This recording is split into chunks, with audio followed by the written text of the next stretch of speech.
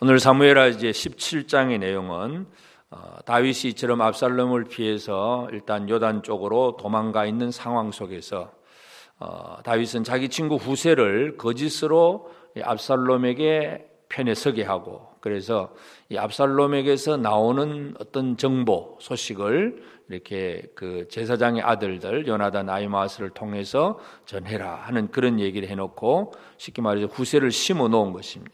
그리고 다윗은 그 상황이 어떻게 되는지를 이제 기다리고 있는 상황 속에서 이제 이 압살롬과 더불어서 반역을 이제 주도했던 이 아히도벨이 이제 먼저 압살롬에게 그런 얘기를 합니다. 오늘 밤에 내가 12,000명을 택해서 이 다윗을 빨리 추격을 해서 빨리 추적을 해가지고 급히 가서, 시간을 지체하지 말고 급히 가서 다윗을 치면 그 무리들은 지금 어떤 군대로 조직되어 있는 것이 아니라 급히 도망하는 그러한 처지이기 때문에 그저 흩어지고 다윗만 죽이면 모든 백성이 당연히 당신에게로 돌아올 겁니다 하고 이제 아히도벨이 그런 얘기를 합니다.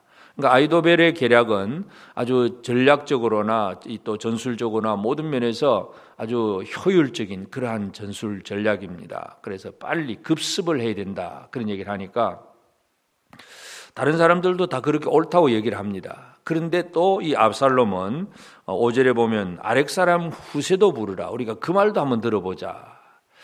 이 아히도벨의 계략이 좋다고 얘기는 하지만 그러나 또 한 번 더 들어보자 하는 이 말 한마디 때문에 역사가 뒤집어집니다. 후세가 이제 들어와서 아히도벨의 말을 이제 듣고는 그 아히도벨이 참 지혜로운 사람이긴 하지만 그러나 이번에는 이 계획이 좋지 않습니다. 후세는 이제 이런 식으로 결국은 이 후세가 하고자 하는 것은 다윗에게 도피할 수 있는 시간을 벌어주는 것, 이게 후세의 마음입니다. 그러니까 이제 물론 이제 후세가 또 사람들이 듣기 좋도록 좋은 그런 이제 계략인 것처럼 포장을 합니다.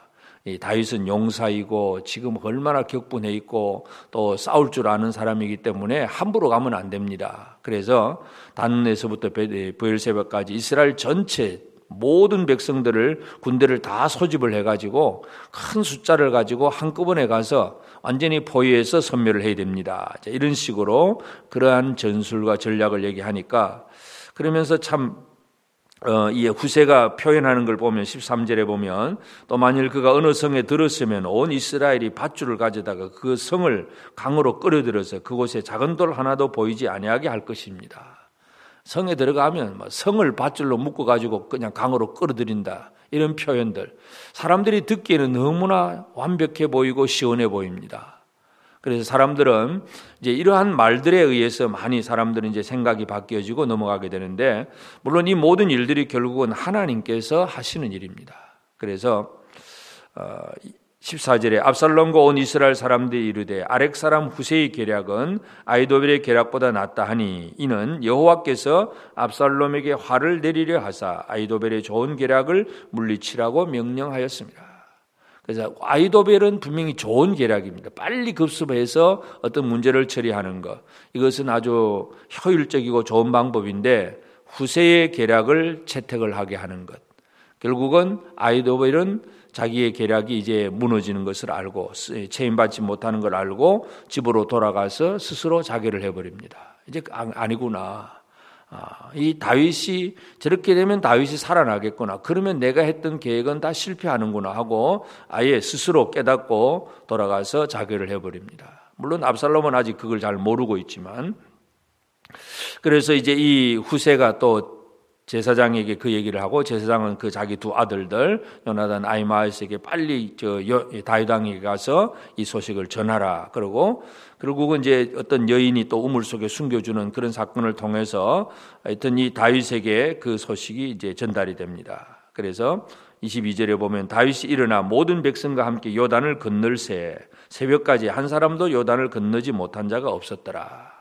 그러니까 그 밤에 급습을 했으면 저 뒤에는 요단강이 있고 도망갈 곳이 없이 포위된 다윗이 되는데, 결국은 아히도벨의 계략이 채택되지 않고 후세의 계략을 이제 채택을 했기 때문에 다윗이 도망할 수 있는 길을 열어주었다는 것, 하나님께서 물론 그렇게 하셨습니다. 그래서 이제 다윗이 24절에 마하나임에 이르고 압살롬은 모든 이스라엘 사람과 함께 요단을 건너니라.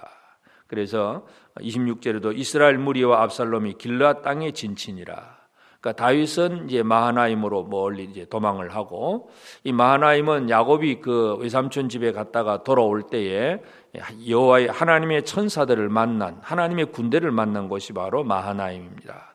그러니까 하나님의 군대라고 하는 그러한 이제 그 지명인데, 이 하나님의 군대 속으로 들어갔다, 우리가 그렇게 이해할 수 있겠습니다. 그래서 하여튼 다윗은 마하나임으로 이제 피하고, 그리고 이제 그때에 그 다음에 이제 27절부터 보면 암몬족 속들, 라빠 사람 또 이 소비, 또 나하스의 아들 소비와 로데발 사람 암미 아들 마길과 바르실레, 이런 사람들이 뭔가 이 많은 물자를 가지고 다윗을 영접을 해줍니다. 다윗에게 평안함을 준다는 것.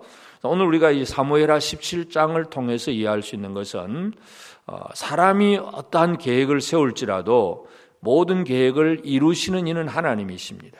잠언에 그 말씀이 있잖아요. 그래서 사람이 계획할지라도 그걸 이루시게 하시는 이는 하나님이시다. 그래서 아히도벨의 계략은 사람의 계획 중에서 최고의 그 당시의 시점으로 보면 제일 좋은 계획이지만 하나님이 허락하지 않으면 인간의 계획은 세워지지 않습니다. 그래서 우리에게 가장 중요한 것은 뭐냐 하면 하나님의 계획이 뭔가를 아는 것, 이것이 우리에게 너무나 소중한 일입니다. 그래서 다윗이 그런 이 아주 위급하고 다급한 상황이지만 그래도 후세를 그 속에 심어놓고 소식을 기다리고 하는 과정 속에서 뭔가 왜 그런 일을 하고 있느냐. 다윗은 하나님의 뜻을 알고 있는 사람입니다.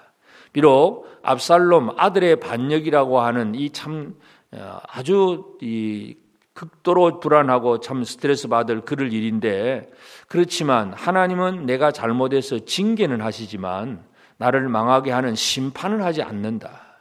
벌은 몇 대 벌은 맞겠지만 나를 죽이지는 않는다. 이것이 바로 다윗이 알고 있는 하나님입니다.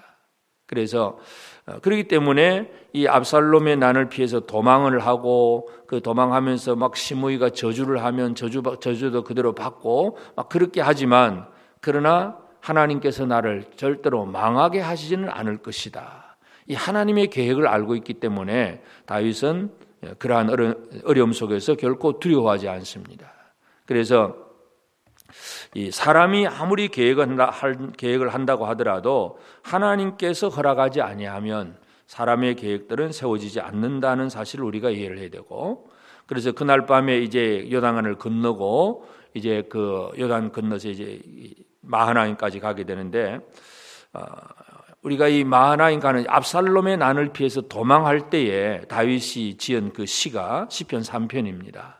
시편 3편을 보면 시편 3편은 압살롬의 난을 피해서 도망한 시인데,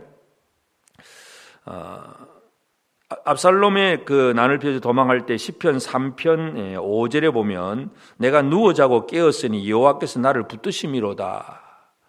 여호와께서 나를 붙드심이로다. 누워 자고 깨었으니, 아침이 되었으니 그 말입니다. 아침이 되었는데 나를 여호와께서 붙들어 주셨다.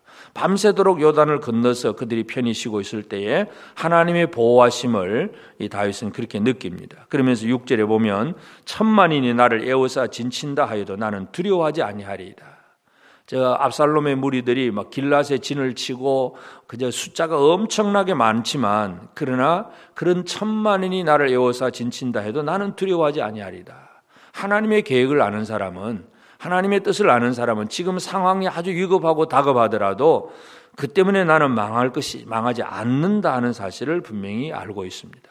그것이 바로 이제 시편 3편이고, 그래서 시편 8절에 보면 구원은 여호와께 있사오니 주의 복을 주의 백성에게 내리소서.